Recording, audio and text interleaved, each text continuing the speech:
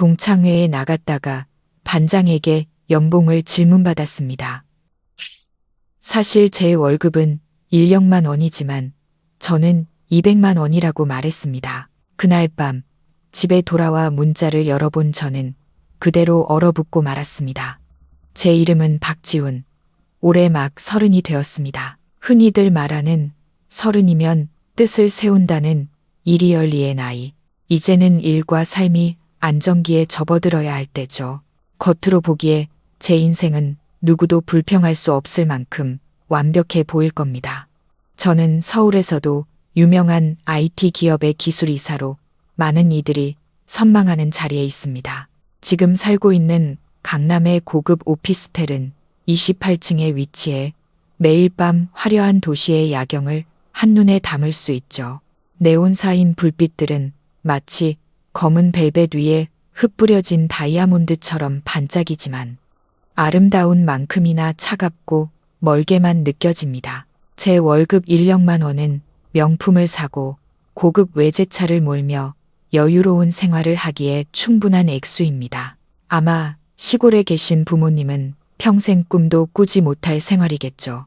하지만 이 모든 화려함 뒤에는 떨쳐낼 수 없는 불안감, 누구에게도 털어놓지 못하는 깊은 두려움이 자리 잡고 있습니다. 그것은 마치 작은 벌레처럼 밤낮으로 제 영혼을 갉아먹으며 단 하루도 편안한 잠을 이루지 못하게 합니다. 그 두려움은 제 과거, 제가 평생을 바쳐 벗어나려 했던 저의 근본에서 시작되었습니다. 강원도의 척박한 시골 마을. 1년 내내 거센 바람만 불던 곳, 고기 반찬 한 번 먹는 것이 큰 사치였던 곳. 저는 다른 사람들이 저의 출신을 알게 될까봐 두려웠습니다. 동정 어린 시선, 저 녀석 용됐네 하는 수군거림, 혹은 그보다 더한 경멸 어린 평가들이 무서웠습니다. 살갑게 안부를 물으며 시작되지만 결국 돈을 빌려달라는 부탁으로 끝나는 먼 친척들의 전화가 두려웠습니다. 그럴 때마다 저는 제 자신이 마치 걸어 다니는 현금 인출기가 된 것 같았고 가족의 정은 숫자로 측정되는 것처럼 느껴졌습니다. 바로 그 두려움 때문에 저는 스스로에게 단단한 껍질을 씌웠습니다. 사람들과의 교류를 피하고 새로운 친구를 사귀는 것을 극도로 꺼렸죠. 회사 동료들은 저를 유능하고 진지하지만 다가가기 어려운 상사로만 알고 있습니다. 그들은 제가 주말마다 친구들을 만나거나 영화를 보는 대신 텅 빈 이 고급 오피스텔에 스스로를 가둔다는 사실을 모릅니다. 내 개의 벽과 컴퓨터 화면에 무미건조한 코드들을 친구 삼아 저는 돈과 지위라는 견고한 성벽을 쌓아 올렸습니다. 그 성벽이 제 출신에 대한 자격지심과 열등감을 가려주길 바랐죠. 하지만 저는 틀렸습니다. 성벽이 높아질수록 저는 더욱 외로워졌습니다. 물질적 풍요는 영혼의 공허함을 채워주지 못했고 오히려 제 안의 불안감을 더욱 깊게 파고들었습니다. 흙냄새가 나던 시골집에서 호롱불 아래 온 가족이 둘러앉았던 어린 시절이 떠올랐습니다. 가난했지만 집안에는 늘 웃음소리가 가득했죠. 평생 농사만 지으신 아버지는 제 머리를 쓰다듬으며 말씀하시곤 했습니다. 재산은 있다가도 없는 것이지만 배움과 올바른 마음은 평생 내 곁을 지켜줄 게다. 어머니는 늘 사람이 되려면 앞뒤를 살피고 사람의 정을 잃지 말아야 한다며 돈 때문에 눈이 멀어서는 안 된다고 가르치셨습니다. 그 가르침을 저는 항상 마음속 깊이 새기고 있었습니다. 저는 부모님께 자랑스러운 아들이 되기 위해 쉬지 않고 공부하고 노력하여 오늘에 이르렀습니다. 하지만 치열한 도시의 생존 경쟁 속에서 저는 어느새 제 자신의 일부를 잃어버린 것 같았습니다. 두려움과 물질의 허영심에 이끌려 한 사람의 가치는 그가 소유한 것이 아니라 어떻게 살고 사람을 대하는지에 있다는 사실을 잊고 말았습니다. 오늘 밤도 여느 때처럼 저는 창가에 서서 반짝이는 도시를 내려다보며 스스로에게 묻습니다. 나는 무엇을 찾고 있는 걸까? 이것이 정말 내가 원했던 삶일까? 대답은 저 멀리 불빛처럼 아득하고 거대한 침묵으로 돌아올 뿐입니다. 그런 상념에 잠겨 있을 때 정적을 깨고 갑자기 전화벨이 울렸습니다. 익숙한 불안감이 다시금 심장을 조여왔습니다. 화면을 흘깃 보니 모르는 번호였습니다. 평소 같으면 절대 받지 않았을 겁니다. 귀찮은 스팸 전화이거나 혹은 제 번호를 알아낸 먼 친척일 테니까요. 하지만 오늘따라 이상한 충동에 이끌려 통화 버튼을 눌렀습니다. 여보세요. 지훈이 맞냐? 나 기억해. 수화기 너머로 들려오는 목소리는 이상할 만큼 익숙했습니다. 저는 미간을 찌푸리며 기억을 더듬었습니다. 이 목소리, 이 격에 없는 말투. 민준이? 혹시 김민준? 제가 머뭇거리며 묻자 수화기 너머에서 큰 웃음소리가 터져 나왔습니다. 야, 맞네. 아직 날 기억하는구나. 진짜 반갑다. 오랜만이다. 요즘 어떻게 지내냐? 듣자 하니 서울에서 엄청 잘 나간다며. 민준이는 제 고등학교 3학년 때 반장이었고 거의 12년 동안 연락이 끊겼던 오랜 친구였습니다. 민준이의 질문에 제 심장이 다시 쿵 내려앉았습니다. 잘 나간다는 그 두 단어가 제 두려움을 바늘처럼 찔렀습니다. 저는 어색한 목소리로 서둘러 대답했습니다. 잘 나가긴 무슨, 나도 그냥 평범한 직장인이지. 에이 짜식, 뭘 숨겨. 다 들었어. 아무튼 그 얘기는 나중에 하고 더 중요한 일이 있어서 전화했지. 이번 주말에 우리 반 동창회 하는 거 알지? 벌써 12주년이야. 다들 온다니까 너도 꼭 와라. 동창회. 그 두 단어에 머릿속이 복잡해졌습니다. 옛 친구들을 다시 만나는 것, 저의 과거와 집안 사정을 훤히 아는 사람들을 마주하는 것, 직업, 월급, 현재의 삶에 대한 질문들에 어떻게 대답해야 할까요? 제가 타는 차와 사는 집에 대해 어떻게 설명해야 할까요? 마음 한편에서는 거절하고 싶었습니다. 하지만 민준이가 덧붙인 한마디가 제 모든 방어막을 무너뜨렸습니다. 아, 그리고 수연이도 온대. 너 연락되는지 나한테 묻더라. 아무래도 아직 너 많이 생각하는 것 같던데. 수연이, 그 이름은 마치 전류처럼 제 온몸을 관통했습니다. 고등학교 3년 내내 제 마음을 사로잡았던 아이. 햇살처럼 환한 미소와 찰랑이는 긴 머리를 가졌던 학교 전체 남학생들의 선망의 대상이었던 아이.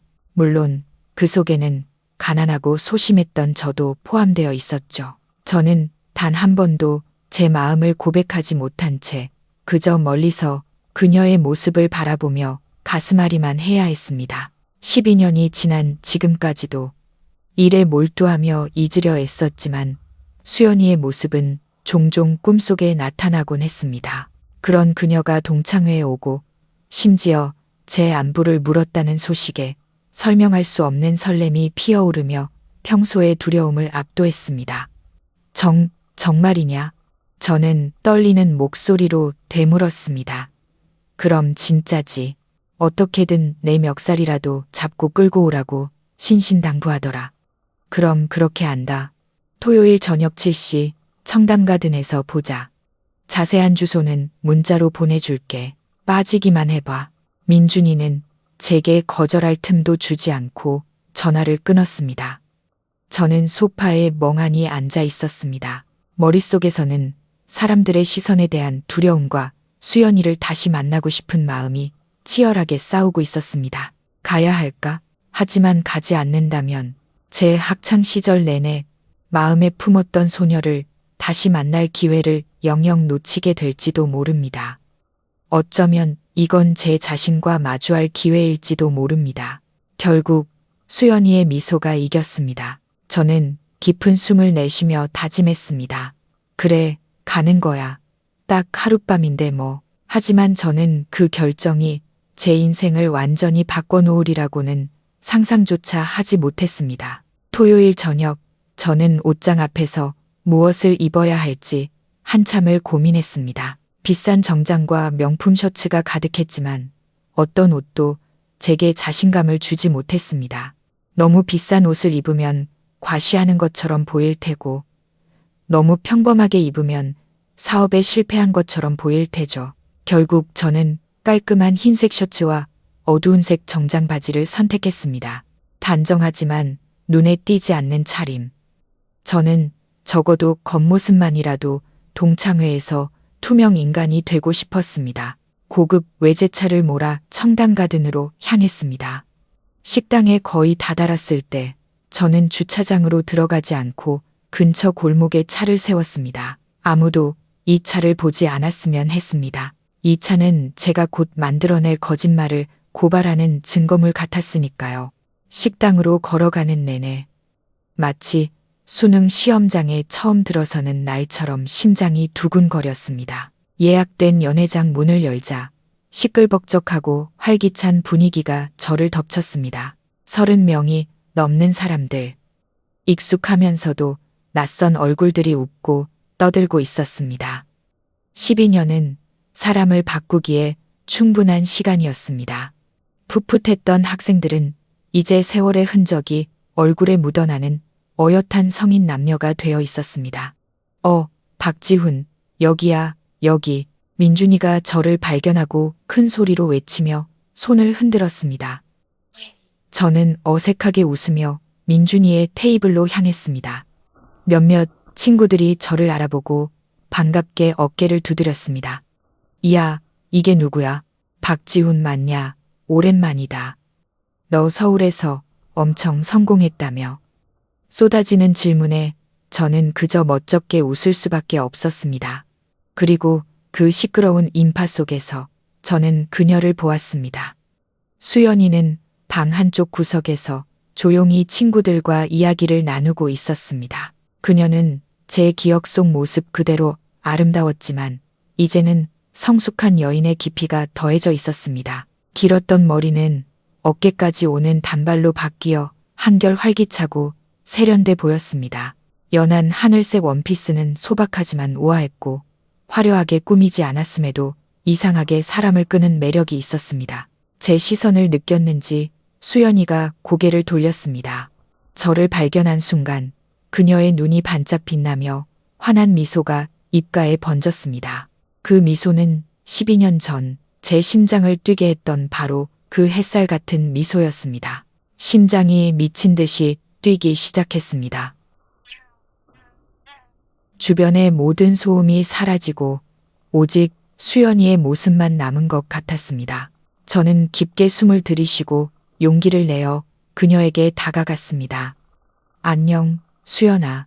떨리지 않으려 애쓰며 말을 건넸습니다. 지훈아, 안녕. 수연이가 맑고 따뜻한 목소리로 대답했습니다. 오랜만이다. 와줘서 정말 기뻐. 나도. 저는 얼굴이 화끈거리는 것을 느끼며 말했습니다. 우리는 자리에 앉았고 처음에는 대화가 조금 어색했습니다. 일상적인 안부를 물으며 서로의 근황을 확인했지만 수연이의 눈빛과 미소는 제 마음을 한없이 따뜻하고 편안하게 만들어 주었습니다. 마치 그녀 앞에서는 마음속 깊은 곳에 억눌러 두었던 걱정과 두려움을 잠시 잊을 수 있을 것 같았습니다.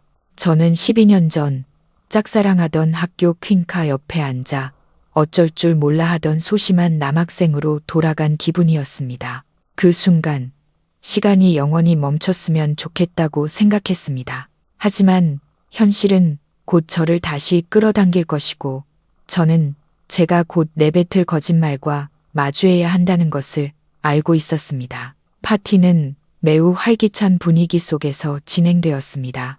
다들 학창 시절의 추억을 이야기하며 웃음꽃을 피웠습니다. 웃음소리와 건배 소리가 끊이지 않았습니다. 마치 12년의 세월이 지워지고 모두가 순수했던 그 시절로 돌아간 것 같았습니다. 식사가 끝난 후 반장인 민준이가 유리잔을 톡톡 치며 모두의 이목을 집중시켰습니다. 자자, 모두들 조용. 12년 만에 이렇게 모였는데 각자 어떻게 사는지 소개하는 시간을 갖는 게 어때? 그래야 서로 돕고 살지. 민준이의 제안에 모두가 뜨겁게 호응했습니다. 차례대로 한 명씩 일어나 자신의 근황을 이야기했습니다. 선생님이 된 친구도, 의사가 된 친구도, 자기 사업을 하는 친구도 있었습니다. 대부분 안정적인 삶을 꾸리고 있었습니다.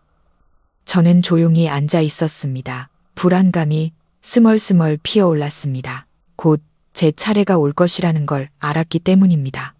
무슨 말을 해야 할까?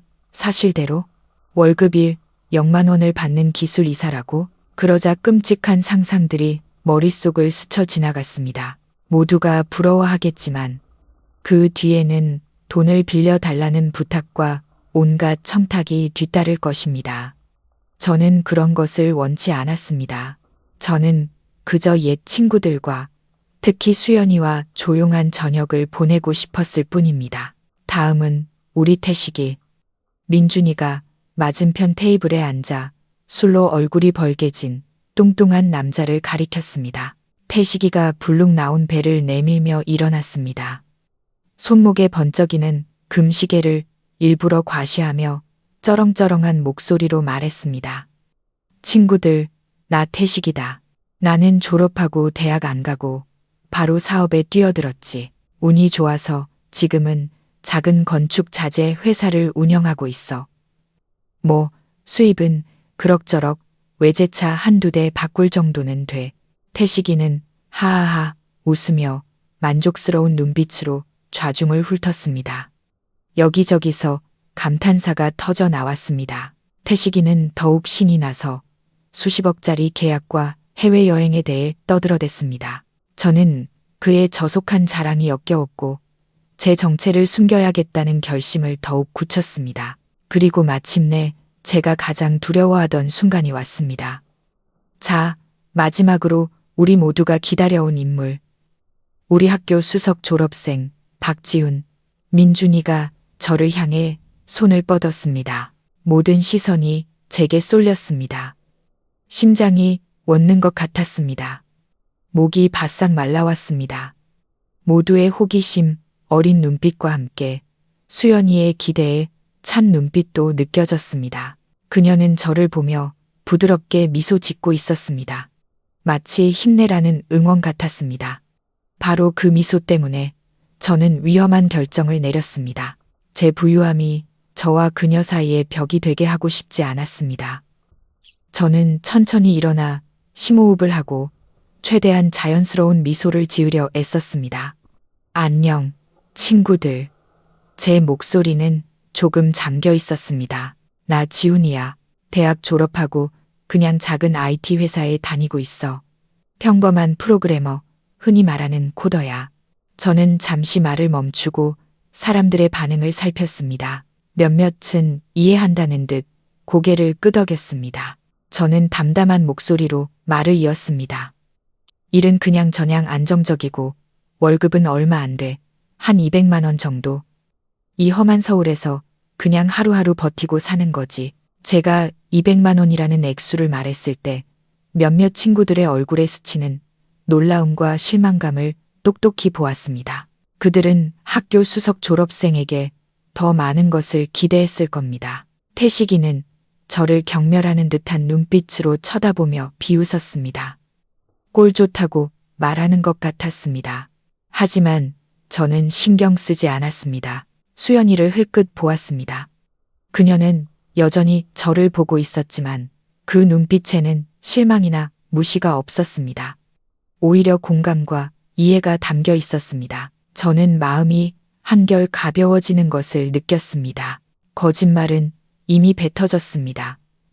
저는 스스로를 평범하고 심지어 친구들보다 뒤처지는 사람으로 만들었지만 적어도 제가 원했던 안전은 얻었습니다.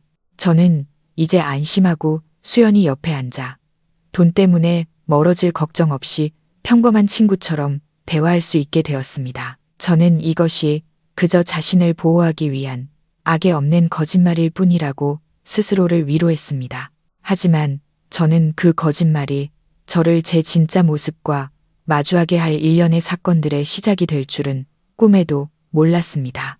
제 소개가 끝난 후 연회장의 분위기는 미묘하게 바뀌었습니다. 아까까지 제게 쏠렸던 호기심 어린 시선들은 이제 태식이에게로 향했습니다. 그는 제 월급 200만 원 이야기를 들은 후 더욱 자신을 과시할 명분을 얻은 듯 했습니다. 야, 지훈아. 그래도 그렇지. 우리 학교 수석이 월급 200은 너무 아깝지 않냐? 태식이가 일부러 모두가 들으라는 듯 큰 소리로 말했습니다. 이럴래? 너 그 회사 때려치우고 우리 회사로 와. 내가 월 400은 쳐줄게. 그냥 사무실 앉아서 우리 회사 홈페이지나 관리해. 친구 사이에 내가 손해보게 하겠냐? 태식이의 제안은 마치 자선을 베푸는 듯한 모욕적인 태도였습니다. 얼굴로 피가 쏠리는 것을 느꼈지만 저는 간신히 분노를 억누르며 옅은 미소로 대답했습니다. 마음만 고맙게 받을게. 난 지금 하는 일이 편해서 내 맘대로 해라. 태식이가 어깨를 으쓱하며 은혜를 베푸는 듯한 표정을 지었습니다. 생각 바뀌면 언제든 연락해. 우리 회사 문은 항상 열려 있으니까. 그러고는 자신의 성공에 대해 또다시 장광설을 늘어놓기 시작했습니다. 그는 새로 산 땅, 사업 확장 계획, 높은 사람들과의 인맥에 대해 떠벌렸습니다. 지갑에서 명함 뭉치를 꺼내 일일이 돌리며 건축 자재 필요하면 이 형님한테 전화해. 친구들한테는 싸게 해줄게라고 말하는 것도 잊지 않았습니다. 태식이의 천박한 돈 자랑에 저는 불쾌감을 느꼈습니다. 그것은 단순한 자부심이 아니라 물질로 자신의 가치를 높이고 남을 깎아내리려는 저속한 과시였습니다. 형편이 더 어려운 몇몇 친구들은 태식이의 말에 어색하게 웃으며 조용히 앉아 있을 뿐이었습니다. 동창회의 즐겁고 정겨웠던 분위기는 태식이의 자랑질에 희석되어 버렸습니다. 대신 지위와 재산에 대한 보이지 않는 비교와 어색함만이 감돌았습니다. 저는 수연이를 보았습니다. 그녀는 말없이 앉아 있었지만 살짝 찌푸린 미간에서 그녀 역시 불편함을 느끼고 있다는 것을 알 수 있었습니다. 그 모습에 저는 조금 위안을 받았습니다. 적어도 모두가 저런 허울뿐인 물질에 현혹되는 것은 아니었으니까요. 태식이는 멈추지 않았습니다. 사업 자랑이 끝나자 이제는 가족 자랑을 시작했습니다. 우리 큰아들은 국제학교 다니는데 1년 학비가 어마어마하다고. 그래도 아들 미래를 위해서 투자해야지. 우리 와이프는 집에서 아무것도 안 해. 그냥 스파 가고 쇼핑하고. 여자는 사랑받아야지. 안 그래? 태식이는 허벅지를 치며 크게 웃었습니다. 그러고는 저를 보며 동정 어린 눈빛을 보냈습니다. 근데 지훈이 너는 어떡하냐? 월급 200으로 장가는 가겠냐? 힘내라. 우리 회사 와서 일하면 내가 좋은 애들 소개해 줄게. 요즘 여자들 현실적이라 돈 없으면 연애도 힘들어. 이번에는 더 이상 참을 수 없었습니다. 태식이의 모욕은 선을 넘었습니다. 하지만 제가 막 자리에서 일어나려던 순간 부드럽고 따뜻한 손이 테이블 아래에서 제 손을 살며시 감쌌습니다. 수연이었습니다. 그녀는 저를 보며 고개를 저었습니다. 그 눈빛은 신경 쓰지 마. 그럴 가치 없어라고 말하는 것 같았습니다. 수연이의 손에서 전해지는 온기에 제 분노가 스르르 가라앉았습니다. 그래, 태식이 같은 사람과 다퉈서 뭐 하겠어. 내 가치만 떨어질 뿐이지. 저는 깊은 숨을 내쉬고 자리에 그대로 앉았습니다. 제가 아무 반응이 없자 태식이는 의기양양한 표정으로 다른 사람들과 다시 자랑을 이어갔습니다. 하지만 제 귀에는 더 이상 아무것도 들리지 않았습니다. 제 마음속에는 오직 수연이의 손에서 전해진 따스한 온기만이 남아 있었습니다. 그녀는 저를 이해해 주었습니다. 가장 불쾌한 순간에 제 곁에 있어 주었습니다. 그 작은 행동 하나만으로도 오늘 이곳에 온 것은 충분히 가치 있는 일이라고 느꼈습니다. 수연이의 손길이 남긴 온기는 제 분노를 가라앉히고 마음을 편안하게 해주었습니다. 저는 더 이상 태식이의 자랑에 신경 쓰지 않고 조용히 저를 지지해준 수연이에게 말을 걸었습니다. 이 답답한 분위기에서 그녀를 벗어나게 해주고 싶었고 그녀의 목소리를 더 듣고 싶었습니다. 수연아, 너는 요즘 무슨 일해? 조금은 서투르게 대화를 시작했습니다. 수연이가 미소 지었습니다. 그 미소는 마치 시원한 바람 같았습니다. 나는 프리랜서로 그래픽 디자인 일해. 일이 그렇게 안정적이지는 않아. 잘 될 때도 있고 아닐 때도 있고. 그래픽 디자인 멋지다.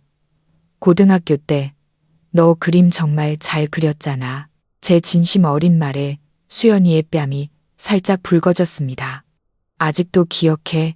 그냥 끄적거린 것뿐인데 그래도 그 끄적거리는 취미 덕분에 지금은 밥벌이를 하고 있네. 그녀는 담담하게 말을 이었습니다. 수입은 들쭉날쭉해. 일이 많을 땐 150만 원 좀 넘게 벌고 일이 없을 땐 허리띠를 졸라매야지. 그래도 내가 좋아하는 일을 자유롭게 할 수 있다는 게 좋아. 저는 수연이의 말을 들으며 저 자신과 그녀의 삶을 비교하게 되었습니다. 월 0만 원.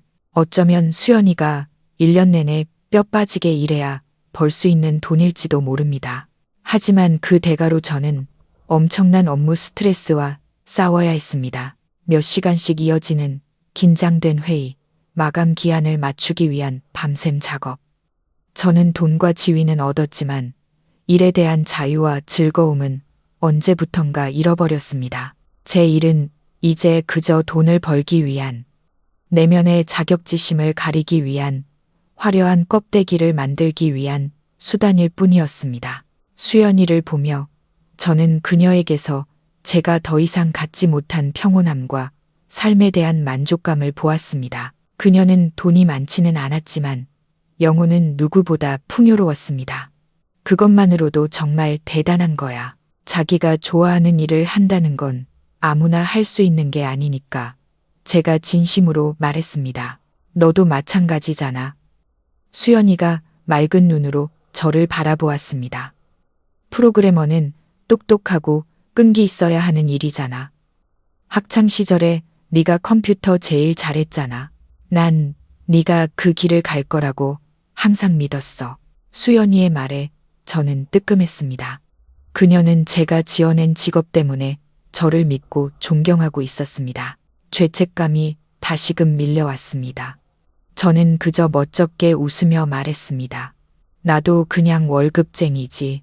너의 창의적인 자유와는 비교할 수 없지. 우리는 그렇게 끊임없이 이야기를 나눴습니다. 함께 알던 친구들, 변해버린 고향의 모습, 이야기를 나눌수록 저는 수연이와 저 사이에 이상한 공감대가 있다는 것을 느꼈습니다.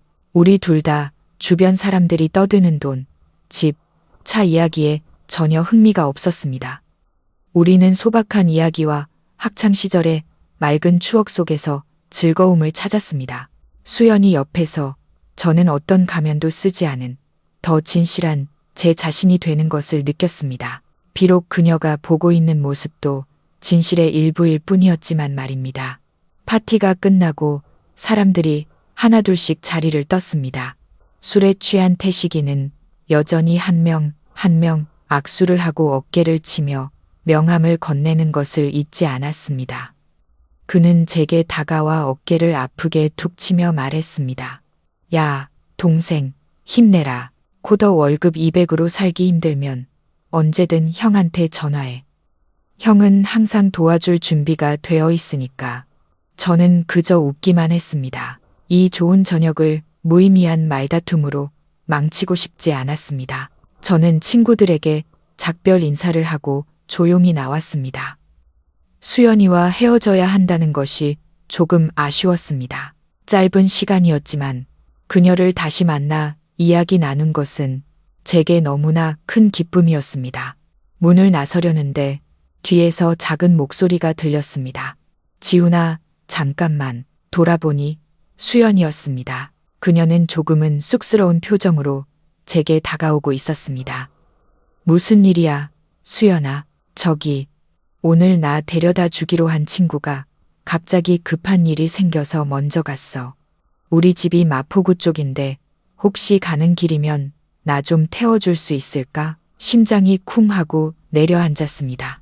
마포구는 제 집인 강남과는 완전히 반대 방향이었습니다. 하지만 이 기회를 어떻게 거절할 수 있을까요? 그럼 마침 가는 길이야. 나도 그 근처거든. 내가 데려다 줄게. 저는 능숙하게 거짓말을 했습니다. 정말? 다행이다. 정말 고마워. 수연이가 안도의 한숨을 쉬며 다시 미소를 지었습니다. 우리는 함께 식당을 나섰습니다. 뒤에는 술과 돈 냄새로 가득한 소란스러움이 남았습니다. 서울의 밤은 깊었고 공기는 제법 차가웠습니다. 우리는 함께 제가 차를 숨겨둔 작은 골목으로 걸어갔습니다. 심장이 다시 빠르게 뛰기 시작했습니다. 이 차에 대해 어떻게 설명해야 할까? 월급 200만 원을 받는 프로그래머가 1억이 넘는 차를 탈 수는 없는 노릇이니까요. 차에 가까워지자 수연이가 놀란 눈으로 차를 쳐다보는 것이 느껴졌습니다.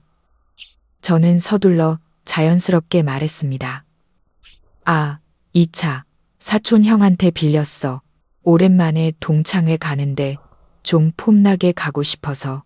수연이가 키키 웃었습니다. 너는 옛날이랑 똑같다.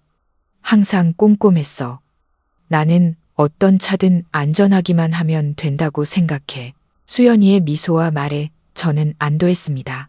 다행히 그녀는 전혀 의심하지 않는 것 같았습니다.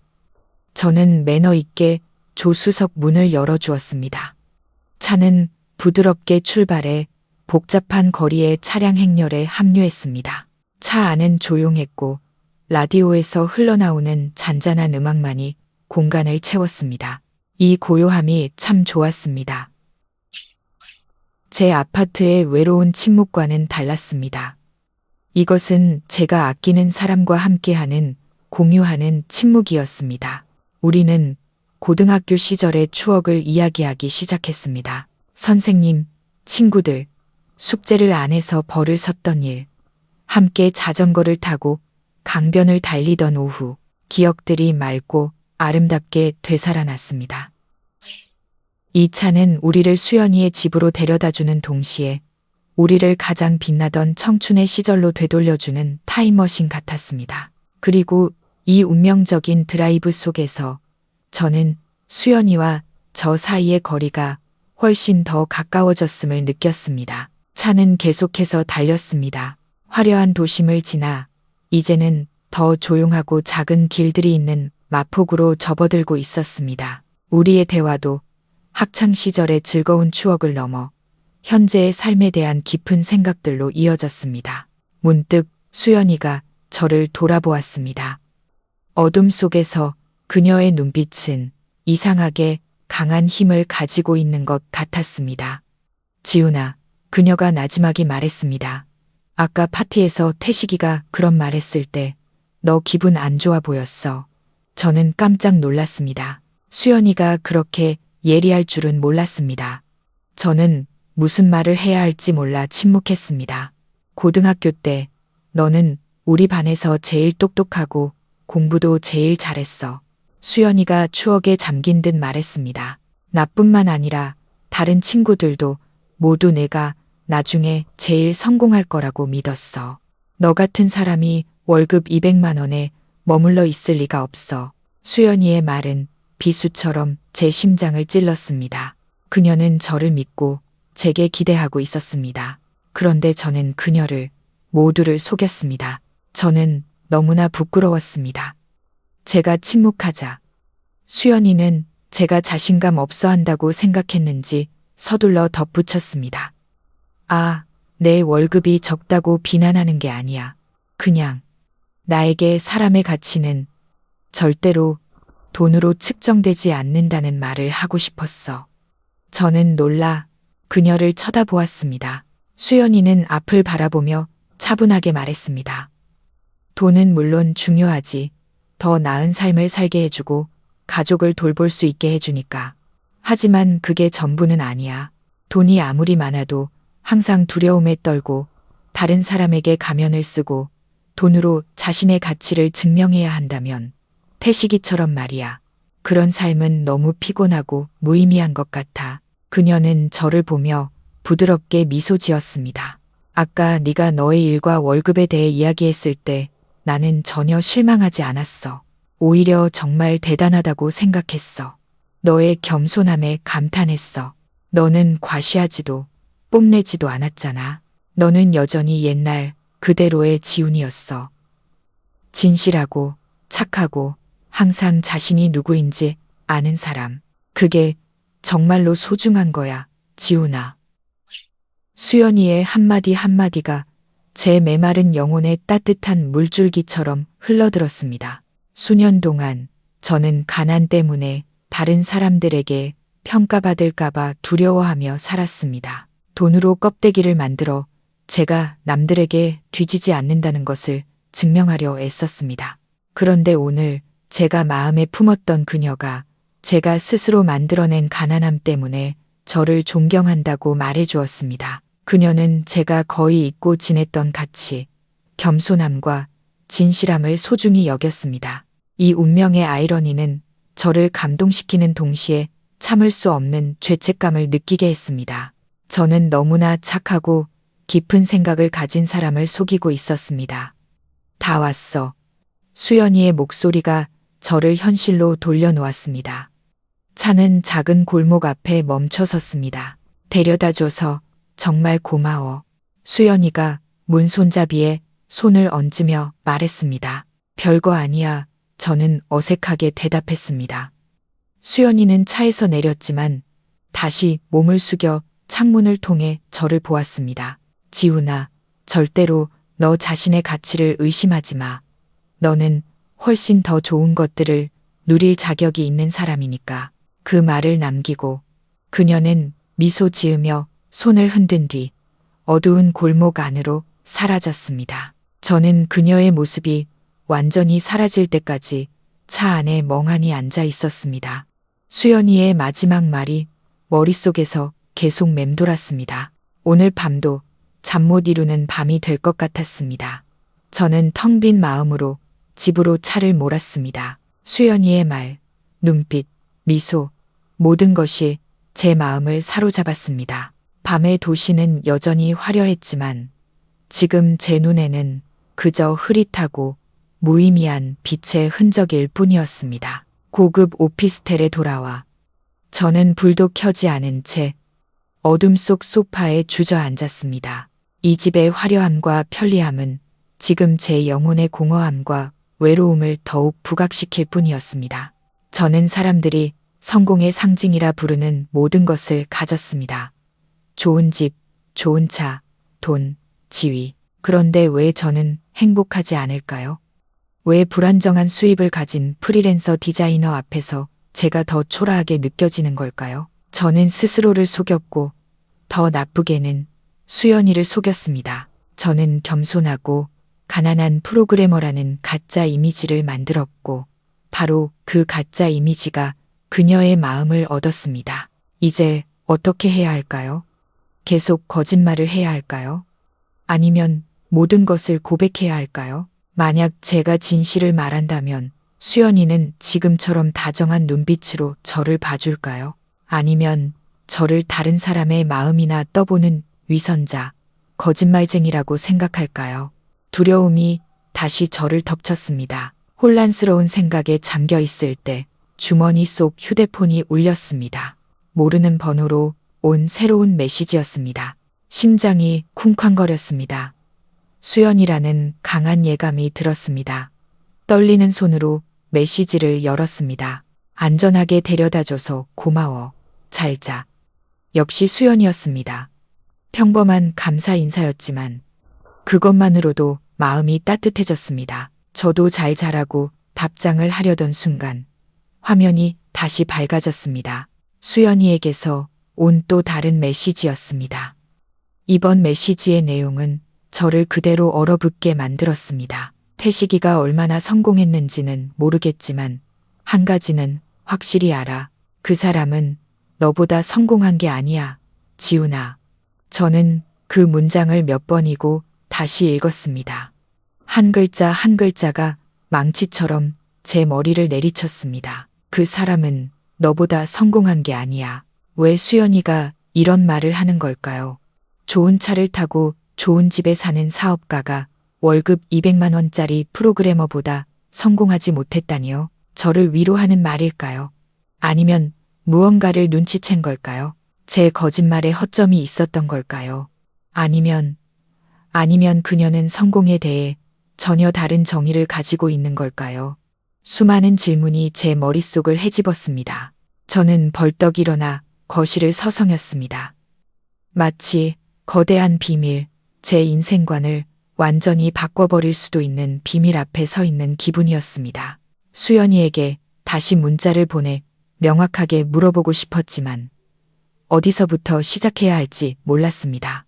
수연이의 메시지는 너무나 갑작스럽고 깊이가 있어서 똑똑하다고 자부하던 저조차도 당황하게 만들었습니다.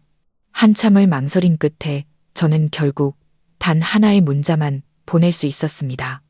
짧지만 저의 모든 놀라움과 혼란, 호기심을 담은 물음표였습니다. 저는 숨을 죽이고 그녀의 답장을 기다렸습니다. 1분도 채 되지 않아 휴대폰이 다시 울렸습니다. 심장이 터질 것 같았습니다. 서둘러 메시지를 열었습니다. 이번에는 짧은 문장이 아니라 꽤 긴 장문의 글이었습니다. 내가 그렇게 말해서 이상했지. 그랬을 거야. 하지만 난 정말 그렇게 생각해. 나에게 성공은 돈을 얼마나 많이 버는지, 어떤 차를 타고 어떤 집에 사는지가 아니야. 그런 것들은 그냥 몸 밖에 있는 것들이잖아. 오늘은 있지만 내일은 없어질 수도 있는 거니까. 내가 생각하는 진짜 성공은 수많은 세월 동안 세상과 부딪히고 넘어지면서도 자기 자신의 본질을 잃지 않는 것, 처음처럼 맑은 마음을 지키는 것, 돈 때문에 변질되거나 지위 때문에 거만해지지 않는 거야. 저는 한 글자 한 글자 읽어 내려가며 등줄기를 타고 흐르는 전율을 느꼈습니다. 수연이의 성공에 대한 정의는 소박하지만 너무나 깊었습니다. 그것은 세상이 매일같이 떠들어대는 가치와는 완전히 달랐습니다. 수연이의 메시지는 계속되었습니다. 오늘 태식이가 자기 재산을 자랑하는 모습을 보면서 난 그가 전혀 성공했다고 느끼지 못했어. 그저 안쓰러웠을 뿐이야. 그는 내면의 공허함을 채우기 위해 그런 물질적인 것들을 이용해야만 했던 거야. 하지만 너는 옛날 그대로였어. 여전히 착하고 진실했지. 너는 자랑할 필요가 없어. 너의 가치는 그런 것들에 있지 않으니까. 나는 12년 전에 똑똑하고 착했던 박지훈의 모습을 다시 볼 수 있었어. 그 오랜 세월 속에서도 자기 자신을 지켜낸 것. 그게 가장 큰 성공이야. 지훈아, 메시지를 다 읽고 저는 그대로 굳어버렸습니다. 손에 들린 휴대폰이 갑자기 천근만근처럼 무겁게 느껴졌습니다. 이제 모든 것이 명확해졌습니다. 수연이는 제 거짓말을 전혀 의심하지 않았습니다. 그녀는 그저 삶과 사람의 가치에 대해 다른 시각을 가지고 있었을 뿐이고, 아이러니하게도 그 시각으로 제가 만들어낸 가짜 모습을 칭찬하고 있었습니다. 그녀는 제가 호화로운 아파트에 살고 있는 동안 저의 겸손함을 칭찬했고, 제가 모든 것에 대해 거짓말을 하고 있는 동안 저의 진실함을 칭찬했습니다. 제 안의 죄책감과 자책감은 극에 달했습니다. 저는 제가 너무나 비겁하고 수연이가 제게 보내준 좋은 말들을 받을 자격이 없다고 느꼈습니다. 옛날 부모님의 가르침이 귓가에 맴돌았습니다. 재산은 사라져도 배움과 마음은 영원히 남는다. 돈 때문에 눈이 멀어서는 안 된다. 저는 배움도 얻었고 재산도 얻었지만 제 마음은 어땠을까요? 두려움과 자격지심에 흐려져 있었습니다. 저는 일어나 발코니로 나갔습니다. 밤바람이 세차게 얼굴을 스쳤습니다. 아래를 내려다보자 도시의 불빛은 여전히 반짝였지만 제 눈에는 이제 그것들이 영혼 없는 빛으로 보였습니다. 유리창에 비친 제 모습을 보았습니다. 명품 옷을 입고 고급 아파트에 서 있는 남자, 하지만 고통으로 일그러진 얼굴. 그건 제가 아니었습니다. 제 진짜 모습은 돈과 지위라는 껍데기 아래 어딘가에 묻혀버렸습니다. 수연이의 말이 저를 일깨웠습니다. 그녀는 제가 길을 잘못 들었다는 것을 보여주었습니다. 저는 헛된 가치를 뱉느라 한 인간의 가치를 이루는 가장 핵심적인 것을 잊고 있었습니다. 저는 변해야 한다는 것을 알았습니다. 제 진짜 모습을 되찾아야 했습니다. 그리고 제가 해야 할 첫 번째 일은 아마도 제가 만들어낸 거짓말과 마주하는 것일 겁니다. 하지만 어떻게 해야 할까요? 그 질문이 머릿속에서 계속 맴돌 뿐 답을 찾을 수 없었습니다. 저는 여전히 소파에 미동도 없이 앉아 있었습니다. 어둠 속에서 휴대폰 화면만이 제 멍한 얼굴을 비추는 유일한 빛이었습니다. 수연이의 메시지들은 꿀처럼 달콤하면서도 독약처럼 쓰라리게 제 눈앞에서 춤을 추었습니다. 저는 짝사랑하던 그녀에게 칭찬을 받고 있었지만 그것은 제가 공들여 연기한 존재하지 않는 겸손한 인물에 대한 칭찬이었습니다. 이 아이러니가 제 가슴을 아프게 찔렀습니다. 휴대폰이 다시 한번 울리며 제 생각의 흐름을 끊었습니다. 또 수연이의 메시지였습니다.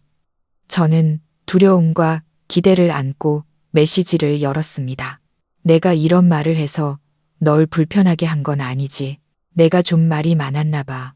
하지만 오늘 동창회에서 네가 변하지 않은 모습을 봐서 정말 기뻤어. 많은 사람들이 변하고 헛된 것을 했는 동안 너는 침착함과 겸손함을 잃지 않았잖아. 그 모습이 옛날의 지훈이를 떠올리게 했어. 말수는 적었지만 항상 친구들을 도와줄 준비가 되어 있었고 늘 전교 1등을 하면서도 절대 잘난 척하지 않았던 학급 부반장. 너의 그 겸손함은 정말 소중한 거야. 소중하다. 수연이는 제 겸손함에 대해 소중하다는 단어를 썼습니다. 하지만 그녀는 그 겸손함이 두려움과 자격지심을 감추기 위한 껍데기일 뿐이라는 것을 몰랐습니다. 저는 겸손한 것이 아니라 숨기고 있었고 침착한 것이 아니라 두려워하고 있었습니다. 저는 제가 가장 소중히 여기는 사람 앞에서 완벽한 연극을 하고 있는 사기꾼처럼 느껴졌습니다. 수연이의 칭찬 한마디는 저를 기쁘게 하는 것이 아니라 채찍처럼 제 양심을 때리며 저를 더욱 부끄럽게 만들었습니다. 저는 답장을 보내고 싶었습니다. 수연아, 내가 틀렸어. 나는 네가 생각하는 그런 사람이 아니야. 라고 말하고 싶었지만 손가락이 굳어 한 글자도 칠 수 없었습니다. 저는 두려웠습니다.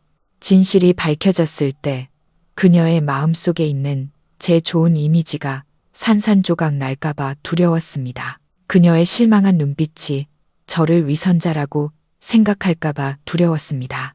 수연이의 존경을 잃을지도 모른다는 두려움은 저를 괴롭히는 죄책감보다 더 컸습니다. 한참을 침묵한 끝에 저는 결국 무미건조한 답장을 보낼 수밖에 없었습니다. 고마워, 과찬이야. 아니야, 진심이야. 수연이의 답장은 거의 즉시 도착했습니다. 많이 늦었네. 이제 그만 방해할게. 잘 자. 너도 잘 자. 대화는 끝났고 방은 다시 무서운 침묵에 잠겼지만 제 머릿속은 폭풍이 몰아치고 있었습니다. 내가 무슨 짓을 한 거지?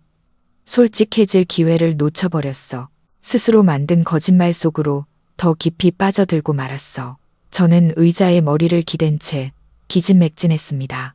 수연이의 존경을 얻었지만 그 대가는 양심의 가책이었습니다. 저는 거짓 위에 세워진 존경이 과연 얼마나 오래 갈 수 있을지, 그리고 제가 이 연극을 언제까지 계속할 수 있을지 자문했습니다. 오늘 밤은 절대로 잠들 수 없을 것 같았습니다. 저는 대화가 거기서 끝날 것이라고, 밤새도록 저 혼자만의 생각과 씨름하게 될 것이라고 생각했습니다. 하지만 저는 틀렸습니다. 약 5분 후, 제가 혼란스러운 감정을 정리하려고 애쓰고 있을 때 휴대폰에 새로운 메시지가 도착했습니다. 또 수연이었습니다. 심장이 덜컥 내려앉았습니다. 이번에는 또 무슨 일일까? 지훈아, 조금 사적인 질문 하나 해도 될까? 메시지는 제 호기심을 자극했습니다. 사적인 질문. 저는 답장을 보냈습니다. 물어봐. 긴 침묵이 흘렀습니다. 수화기 너머에서 수연이가 망설이고 있는 모습이 상상되었습니다. 무엇이 그녀를 그토록 오래 고민하게 만드는 걸까요? 마침내 메시지가 도착했습니다. 사실 12년 동안 마음속에 숨겨온 이야기가 있어. 오늘 널 다시 만나고 나니 지금 말하지 않으면 평생 후회할 것 같아서 저는 숨을 죽였습니다. 그렇게 중요한 이야기라니? 지훈아, 나 고등학교 때부터 널 항상 신경 쓰고 있었어. 이 문장을 읽는 순간 제 머릿속이 터져나갈 것 같았습니다. 저는 3번을 다시 읽고 나서야 제 눈을 믿을 수 있었습니다. 수연이가 저를 신경 쓰고 있었다고요? 학교 퀸카. 수많은 남학생들이 따라다녔던 그녀가 저처럼 가난하고 소심한 학생을 신경 썼다고요. 이건 정말 믿을 수 없는 일이었습니다. 그녀의 다음 메시지는 제가 감히 믿지 못했던 사실을 다시 한번 확인시켜 주었습니다. 내가 많이 놀랄 거라는 거 알아. 그때 넌 내가 되게 도도하고 다가가기 어려운 애라고 생각했겠지. 하지만 사실 난 항상 몰래 널 지켜봤어. 난 내가 어려운 수학 문제를 풀 때 집중하는 모습이 좋았어. 가난하든 부유하든 차별 없이 모든 사람에게 친절하게 대하는 모습이 좋았어. 너의 선량함, 진실함, 그리고 똑똑함이 좋았어. 그때부터 널 좋아했지만 너무 부끄러워서 한 번도 말하지 못했어.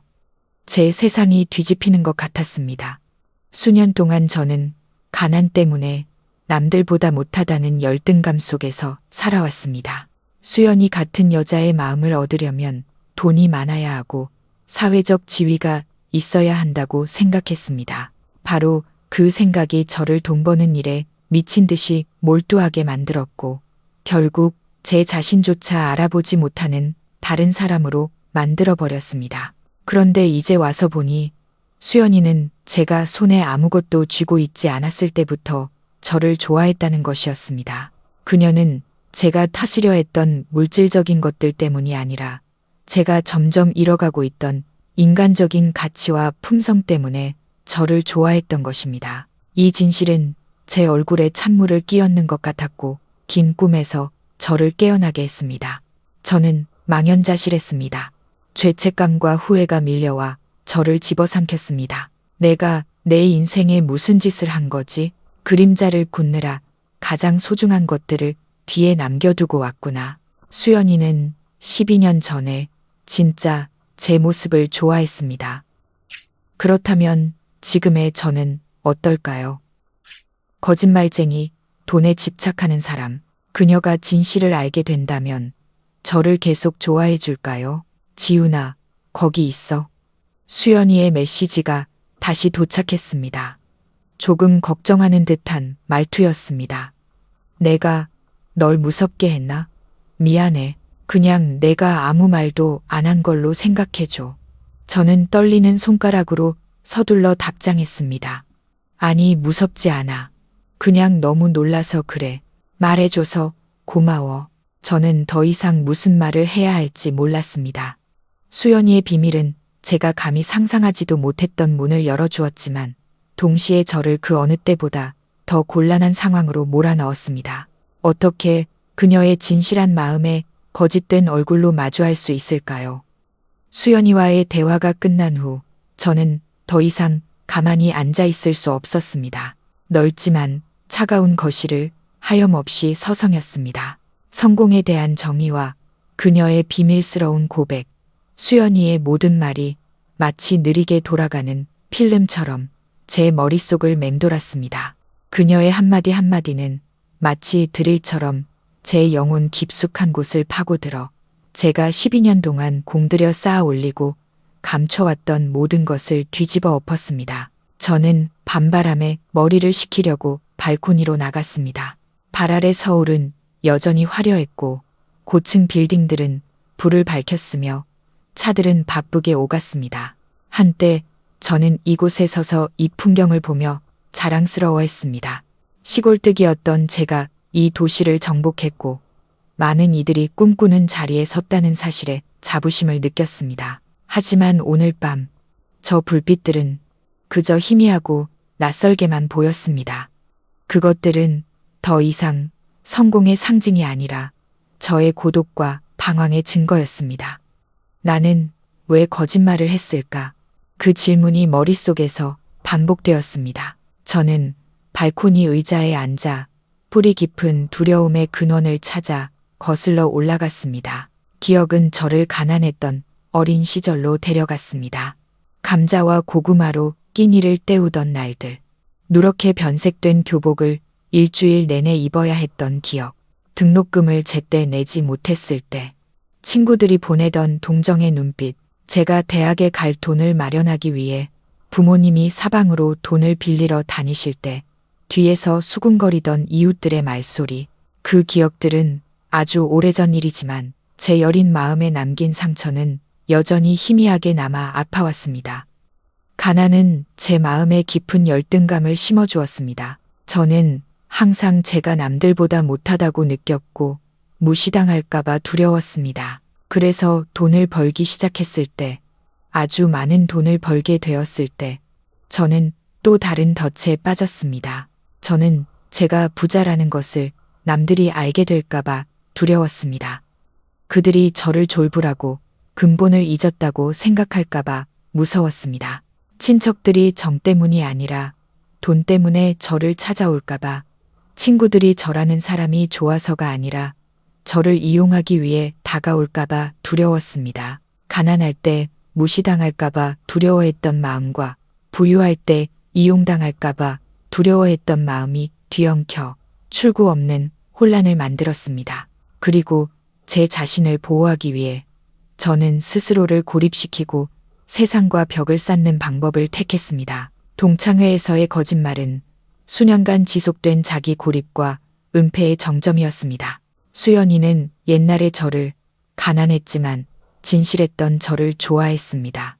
그런데 저는 제 청춘을 바쳐 그 가난한 모습에서 벗어나려 애썼고, 이제 와서야 그것이 제가 사랑하는 사람이 가장 소중히 여기는 것이었음을 깨달았습니다. 저는 큰 원을 그리며 돌아왔지만 결국 길을 잘못 들었다는 것을 알게 되었습니다. 저는 물질을 통해 세상의 인정을 받으려 애쓰느라 한 사람의 진정한 가치는 보이지 않는 것들에 있다는 사실을 잊고 있었습니다. 오늘 밤 수연이의 말이 그것을 깨닫게 해주었습니다. 그녀는 마치 망망대해에서 길을 잃은 제 배를 비춰주는 등대와 같았습니다. 하지만 저는 과연 그 빛을 향해 방향을 돌릴 용기가 있을까요? 저는 밤을 꼬박 새웠습니다. 새날의 첫 햇살이 창틈으로 스며들 때 저는 비틀거리며 욕실로 들어갔습니다. 거울을 보고는 깜짝 놀랐습니다. 거울 속의 남자는 낯설었습니다. 잠을 못 자, 쉿한 눈, 초췌한 얼굴, 그리고 그 눈빛에는 극도의 피로와 혼란이 담겨 있었습니다. 이게 나인가? 회사 사람들이 늘 보던 자신감 넘치는 기술 이사의 모습이 맞는가? 아니, 이것이 바로 내 진짜 모습이었습니다. 두려움과 모순으로 가득 찬 약한 인간. 저는 더 이상 제 자신을 알아보지 못했습니다. 돈과 과거에 대한 강박이 제 삶을 지배하도록 내버려 두었습니다. 저는 변했습니다. 다른 사람의 시선을 너무나 의식한 나머지 진실을 왜곡하고 스스로 만든 배역 속에서 살아가는 사람이 되었습니다. 저는 돈을 저와 다른 사람들의 성공의 척도로 삼았습니다. 태식이의 과실을 경멸의 눈초리로 보았지만 사실 저와 그가 뭐가 달랐을까요? 우리 둘 다 돈의 노예였습니다. 단지 그는 밖으로 표현했고 저는 안으로 숨겼을 뿐입니다. 저는 제 고급 오피스텔을 둘러보았습니다. 모든 것이 세련되고 비싼 것들로 채워져 있었습니다. 벽에 걸린 추상화, 수입 가죽 소파, 거대한 커브드 TV. 한때 저는 이 모든 것을 자랑스러워했습니다. 이것들이 제 성공과 끊임없는 노력의 증거라고 생각했습니다. 하지만 지금 제 눈에 그것들은 그저 생명 없는 물질 덩어리일 뿐이었습니다. 그것들은 제 마음에 평화를 가져다 주지 못했고 제 마음속 공허함을 채워주지 못했습니다. 이 집은 따뜻한 보금자리가 아니라 제가 스스로를 가둔 황금 세장이었습니다. 수연이의 말과 마음이 저를 깨웠습니다. 그녀는 제게 다른 길, 다른 삶의 방식을 보여주었습니다. 사람의 가치가 재산이 아니라 진실함, 친절함, 그리고 자기 자신이 될 용기로 측정되는 삶. 저는 더 이상 그녀를 속일 수 없었습니다. 제 자신을 더 이상 속일 수 없었습니다. 저는 수연이에게 진실을 말해야만 했습니다.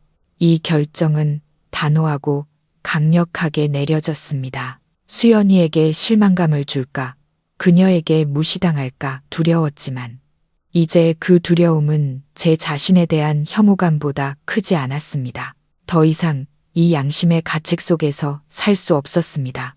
결과가 어떻든, 수연이가 저를 받아주든 아니든, 저는 진실을 말해야 했습니다. 그것이 제 영혼의 평화를 되찾고 부끄럽지 않게 제 자신과 마주할 수 있는 유일한 방법이었습니다.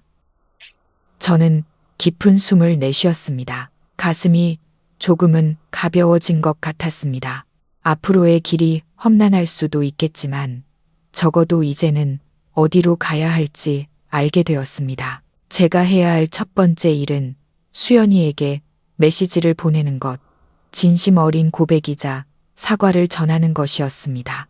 휴대폰 화면 앞에 앉았지만 첫 문장을 쓰는데 거의 1시간이 걸렸습니다.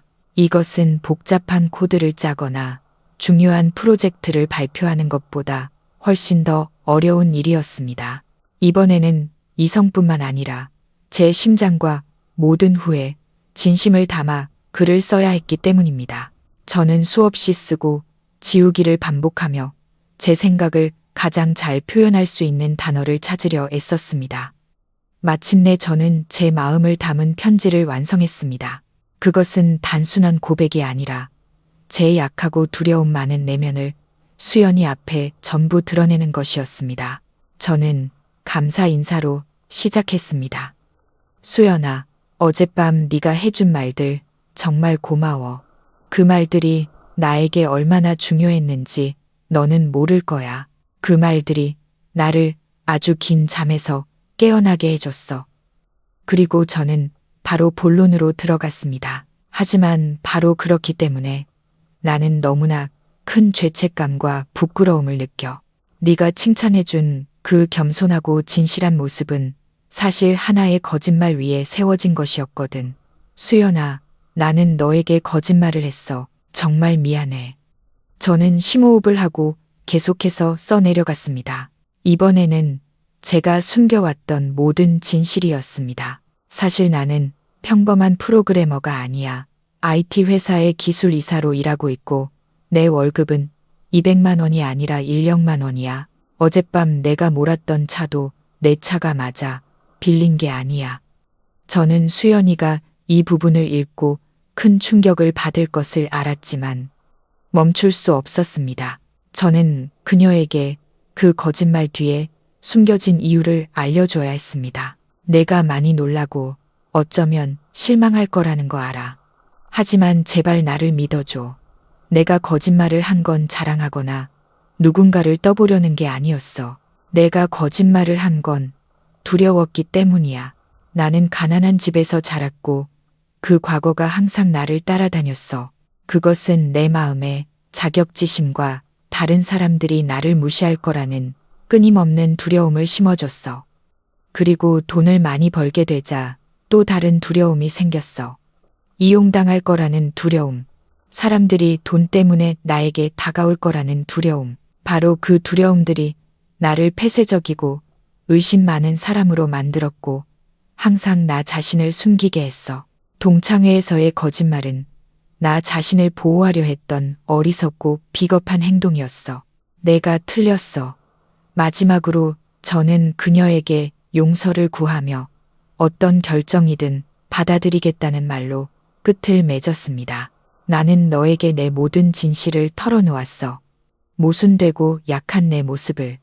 너의 마음과 말들이 내가 이 진실과 마주할 용기를 줬어. 이 사실을 알고 난 후에 네가 나를 더 이상 존중하지 않거나 다시는 보고 싶어 하지 않아도 이해해. 모든 걸 받아들일게. 하지만 나는 너에게 사과해야 했고 내 자신에게 솔직해야 했어. 정말 미안해, 수연아. 저는 메시지 전체를 다시 한번 읽었습니다. 한 문장 한 문장이 제 속마음이었습니다. 떨리는 손으로 저는 눈을 감고 전송 버튼을 눌렀습니다. 메시지가 전송된 직후 극도의 두려움과 함께 이상한 안도감이 저를 감쌌습니다. 수연이의 반응이 어떨지 몰라 두려웠지만 오랫동안 저를 짓눌렀던 무거운 짐을 마침내 내려놓았다는 사실에 안도했습니다. 이제 제가 할 수 있는 일은 기다리는 것뿐이었습니다. 제가 속였던 그녀의 판결을 기다리는 것. 전송 버튼을 누른 후 시간은 끔찍할 정도로 느리게 흘러갔습니다. 저는 꼼짝 않고 앉아 휴대폰 화면만 뚫어져라 쳐다보며 심판을 기다렸습니다. 머릿속에는 수만 가지 시나리오가 스쳐 지나갔습니다. 수연이는 분노하며 저를 거짓말쟁이라고 욕할지도 모릅니다. 실망해서 다시는 제 얼굴을 보고 싶어 하지 않을 수도 있습니다. 혹은 더 나쁘게는 침묵할 수도 있겠죠. 그 침묵이 가장 고통스러운 대답이 될 것입니다. 저는 최악의 상황에 대비하고 있었습니다. 후회와 걱정에 숨쉬기조차 힘들었습니다. 5분, 10분, 15분이 지났지만 답장은 없었습니다. 길어지는 침묵은 저를 더욱 절망하게 만들었습니다. 아마도 그녀는 이미 메시지를 읽고 너무나 큰 충격과 경멸감에 답장조차 할 수 없는 것일지도 모릅니다.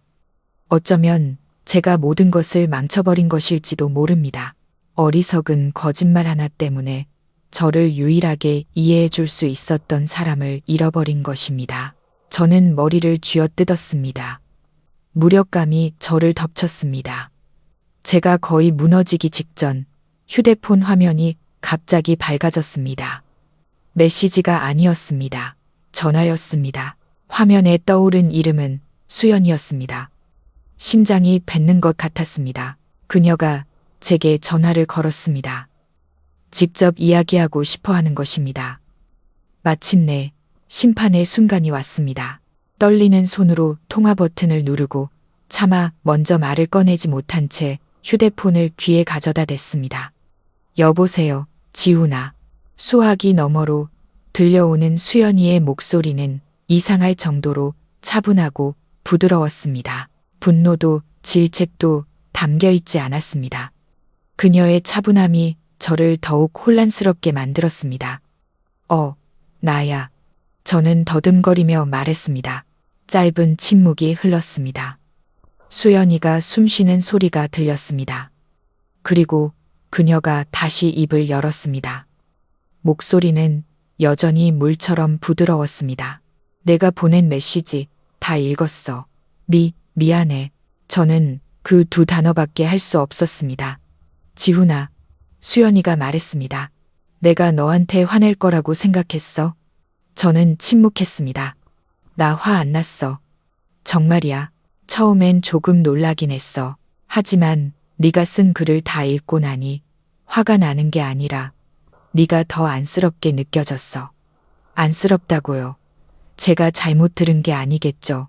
이해해. 수연이의 목소리는 공감으로 가득 차 있었습니다. 너의 두려움을 이해해. 우리 모두 각자의 두려움과 자격지심을 가지고 있잖아. 내가 두려워하는 건 내가 너무나 힘든 과거를 겪었기 때문이야.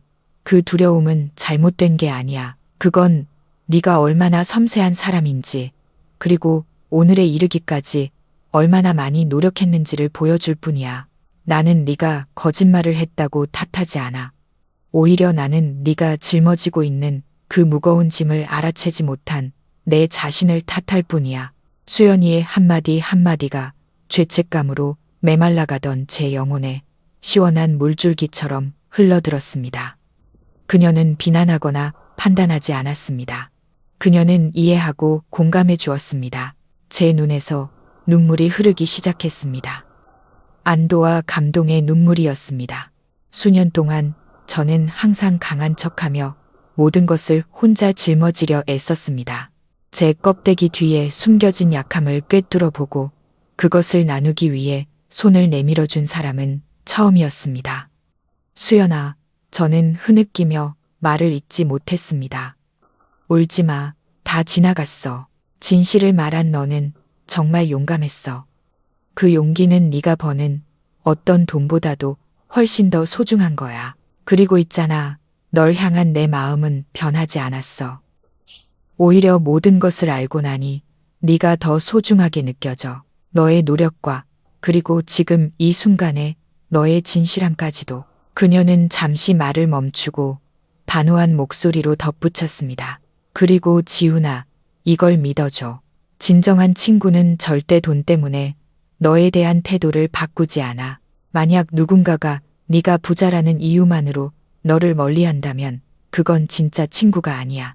그런 관계에 얽매일 필요 없어. 수연이의 말은 제가 스스로를 가두었던 감옥의 문을 활짝 열어주는 열쇠와 같았습니다. 그녀는 제가 제 안의 두려움과 싸우는 이 길에서 혼자가 아니라는 것을 보여주었습니다. 그리고 무엇보다 중요한 것은 그녀가 제게 사람의 정과 삶의 진정한 가치에 대한 믿음을 주었다는 것입니다. 그 감동적인 통화 이후 저와 수연이는 다음 날 만나기로 했습니다. 화려한 레스토랑이 아닌 강가의 작은 찻집에서 조용히 이야기할 수 있는 공간을 택했습니다. 제가 도착했을 때 수연이는 이미 기다리고 있었습니다. 소박한 꽃무늬 원피스를 입은 그녀의 단발머리가 바람에 가볍게 흩날렸습니다. 그녀는 평화롭고 아름다워 보였습니다. 저를 발견한 그녀는 따뜻함과 이해가 가득 담긴 미소를 지어주었습니다. 수년 만에 처음으로 저는 어떤 가면도 쓰지 않은 채 다른 사람과 마주 앉을 수 있었습니다. 저는 수연이에게 모든 것을 털어놓았습니다. 가난했던 대학 시절, 지금의 자리에 오르기까지의 피나는 노력, 그리고 부유함 속에서의 고독과 방황까지. 수연이는 조용히 들어주었습니다. 그녀의 시선은 한 번도 저를 떠나지 않았고 그 눈빛에는 나눔과 격려가 담겨 있었습니다. 이제 내가 왜 거짓말을 했는지 이해하겠지. 저는 약간의 걱정이 섞인 목소리로 물었습니다. 수연이는 고개를 끄덕이며 손을 뻗어 제 손 위에 살며시 올려놓았습니다. 응, 이해해. 나를 믿고 모든 걸 나눠줘서 고마워. 지훈아, 너의 문제는 돈이 아니야. 돈은 잘못이 없어. 문제는 우리가 돈을 어떻게 바라보고 대하느냐에 있어. 저는 그녀의 설명을 기다렸습니다. 상상해봐. 수연이는 강 저편을 바라보며 말했습니다. 돈은 칼과 같아. 아주 날카로운 도구지. 그 칼로 과일을 깎아 사랑하는 사람에게 줄 수도 있고 맛있는 음식을 만들어줄 수도 있어. 하지만 그 칼로 다른 사람을 해치거나 자기 자신을 해칠 수도 있지. 잘못은 칼에 있는 게 아니라 그 칼을 사용하는 사람에게 있는 거야. 수연이의 비유는 단순했지만 제게는 너무나 깊은 울림을 주었습니다. 너는 아주 좋은 도구를 손에 넣었어. 수연이가 다시 저를 똑바로 쳐다보며 말했습니다. 하지만 좋은 것을 만드는데 사용하는 대신 너는 벽을 쌓고 그 안에 스스로를 가둬버렸어. 너는 돈을 두려워하고 돈에 집착했어. 도구를 주인으로 만들고 스스로를 그 노예로 만들어버린 거야. 수연이의 말 한마디 한마디가 제 마음속 엉킨 실타래를 풀어주는 것 같았습니다. 그렇습니다. 저는 돈의 노예였습니다. 그럼 이제 어떻게 해야 할까? 저는 작은 학생처럼 진지하게 물었습니다. 수연이는 미소 지었습니다. 주인이 되도록 노력해봐. 돈을 단순히 도구로 생각해. 그 도구로 아주 많은 의미 있는 일을 할 수 있을 거야. 시골에 계신 부모님을 더 잘 모실 수도 있고, 형제들을 합리적으로 도울 수도 있어. 내가 믿는 프로젝트에 투자해서 더 많은 일자리를 만들 수도 있지. 그리고 가장 중요한 건 수연이가 강조했습니다. 네가 그 돈을 벌게 해준 너의 기술과 지식을 더 어려운 환경에 있는 다른 사람들을 돕는 데 사용하는 거야. 그녀는 제 손을 부드럽게 쥐었습니다. 돈은 최종 목표가 아니야, 지훈아. 그저 수단일 뿐이야. 인생의 목표는 우리가 하는 일에서 기쁨과 평화, 그리고 의미를 찾는 거야. 이제 너의 도구를 사용해서 그런 것들을 찾아봐. 넌 분명히 찾을 수 있을 거야. 그날 오후 우리는 오랫동안 함께 앉아 있었습니다. 저는 처음으로 돈에 대해 그렇게 편안하고 가볍게 이야기할 수 있었습니다. 수연이는 저를 용서해 준 것뿐만 아니라 제 마음의 상처를 치유해 주고 제 인생의 방향을 다시 찾게 도와주었습니다. 찻집을 나서며 저는 다시 태어난 기분이었습니다. 수년간 저를 짓눌렀던 무거운 짐이 사라졌습니다. 앞으로의 길이 쉽지는 않겠지만 이제는 더 이상 혼자가 아니었습니다. 수연이의 말이 제 마음에 새로운 씨앗을 심었습니다. 저는 제 재산을 더 이상 부담이나 두려움으로 보지 않고 하나의 자원이자 기회로 보기 시작했습니다. 저는 수연이의 말처럼 제 도구를 의미 있는 일을 하는데 사용하고 싶었습니다. 바로 다음 날 저는 회사 인사팀을 찾아가 사회 공헌 활동 프로그램에 대해 문의했습니다. 놀랍게도 우리 회사에는 자선기금이 있었고 정기적으로 봉사 프로젝트를 진행하고 있었습니다. 이전에는 전혀 관심이 없었지만요. 아마도 일에, 아니 돈 버는 일에 너무 몰두했기 때문일 겁니다. 저는 꿈의 날개라는 이름의 프로젝트에 참여 신청을 했습니다. 외곽 지역 보육원의 어려운 환경에 있는 아이들에게 무료로 코딩을 가르치는 프로그램이었습니다. 처음 보육원에 간 날, 저는 조금 어색했습니다. 15명의 아이들이 낡은 교실에 앉아 호기심과 경계심이 섞인 눈으로 저를 쳐다보고 있었습니다. 아이들을 보며 저는 문득 옛날 제 모습이 떠올랐습니다. 저도 저 아이들처럼 가난했고 배우고 싶었고 운명을 바꾸고 싶었습니다. 저는 수업을 시작했습니다. 처음에는 분위기가 조용했지만 인내심을 갖고 쉽게 설명하자 아이들은 점차 흥미를 보이기 시작했습니다. 수줍게 손을 드는 아이들이 생겨났고 순수하지만 똑똑한 질문들이 쏟아졌습니다.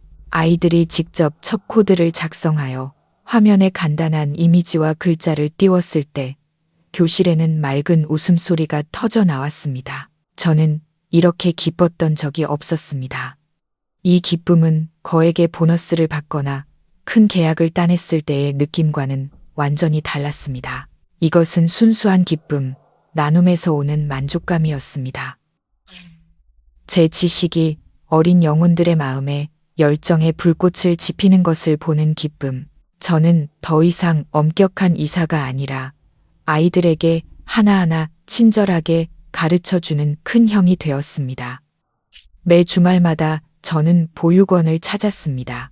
코딩뿐만 아니라 아이들의 이야기를 들어주고 함께 놀아주었습니다. 제 돈으로 컴퓨터와 책을 더 사주고 아이들을 격려하기 위한 작은 선물도 준비했습니다. 저는 마치 잃어버렸던 어린 시절의 한 조각을 되찾은 것 같았습니다. 저의 변화는 보육원에서 그치지 않았습니다. 회사에서는 동료들에게 더 개방적이고 친근하게 대했습니다. 단체 활동에 적극적으로 참여하고 경험을 나누며 부하 직원들을 도왔습니다. 모두가 제 변화에 놀랐습니다. 까칠했던 이사님이 이제는 훨씬 다가가기 쉽고 따뜻해졌다고들 했습니다. 저는 더 이상 제 아파트에서 외로움을 느끼지 않았습니다. 제 삶은 이제 훨씬 풍요롭고 의미 있어졌습니다. 저는 은행 계좌의 숫자가 아니라 제가 도운 사람들의 미소와 감사하는 눈빛에서 평화와 만족을 찾았습니다. 그날 수연이가 제 마음에 심었던 씨앗은 이제 꽃을 피우고 열매를 맺기 시작했습니다. 한 달이 빠르게 지나갔습니다. 제 삶은 색과 의미로 가득 찬 새로운 장으로 넘어갔습니다. 저는 제 내면 깊은 곳에서부터 진정으로 변했음을 느꼈습니다. 그리고 제가 가장 감사해야 할 사람이 바로 수연이라는 것을 알고 있었습니다. 지난 한 달 동안 우리는 꾸준히 연락을 주고받았습니다. 수연이는 항상 보육원에서의 제 이야기를 들어주었고 진심 어린 격려를 보내주었습니다. 그녀를 향한 제 마음은 날이 갈수록 커져갔습니다.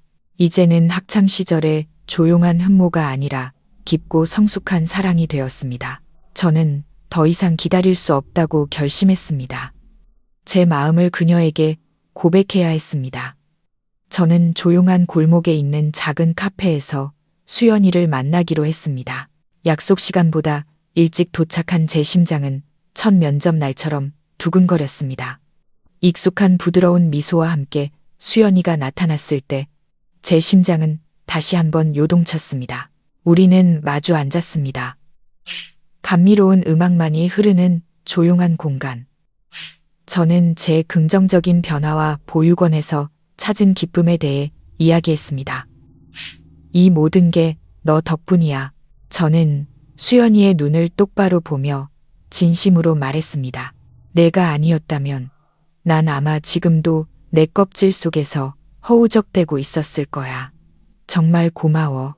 수연이가 뺨을 붉히며 미소 지었습니다. 그렇게 말하지 마. 모두 내 안에 이미 있던 선한 마음 덕분이야. 나는 그저 운 좋게 그것을 본 사람일 뿐인걸. 저는 심호흡을 하고 용기를 냈습니다. 오랫동안 품어왔던 말을 할 시간이었습니다. 수연아, 제 목소리는 조금 떨렸습니다. 아마 너도 알겠지만 나는 고등학교 때부터 널 항상 좋아했어.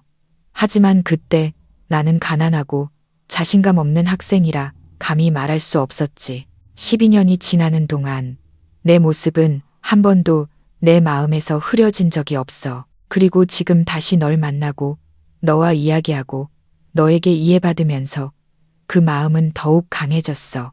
수연아, 사랑해. 나에게 기회를 줄 수 있을까? 말을 마친 저는 숨을 죽이고 대답을 기다렸습니다. 심장이 터질 것 같았습니다. 수연이는 저를 보았습니다. 그녀의 눈은 눈물로 반짝였습니다. 그녀는 바로 대답하는 대신 행복한 미소를 지었습니다. 그리고 그녀는 저를 깜짝 놀라게 한 이야기를 들려주었습니다. 내가 왜 그래픽 디자인을 선택했는지 알아, 지훈아? 저는 의아해하며 고개를 저었습니다. 너 때문이었어. 수연이가 부드럽게 말했습니다.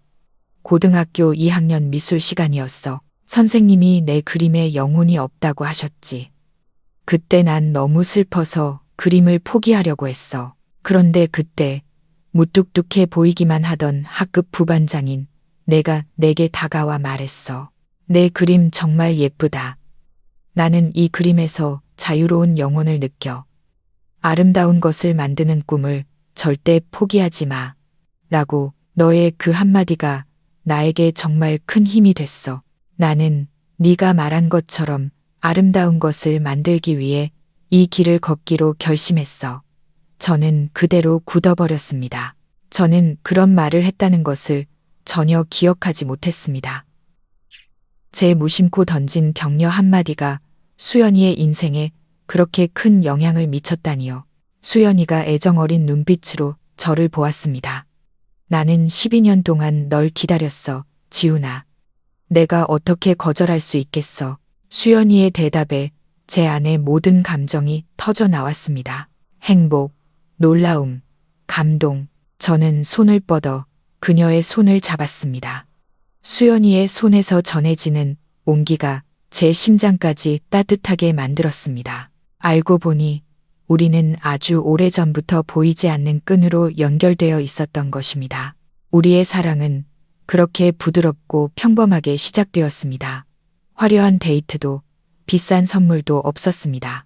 우리의 행복은 함께 강변을 거닐거나 제가 직접 저녁을 차려주거나 주말에 함께 보육원에 가서 아이들과 노는 것과 같은 소박한 것들이었습니다. 수연이 곁에서 저는 온전한 제 자신이 될 수 있었습니다.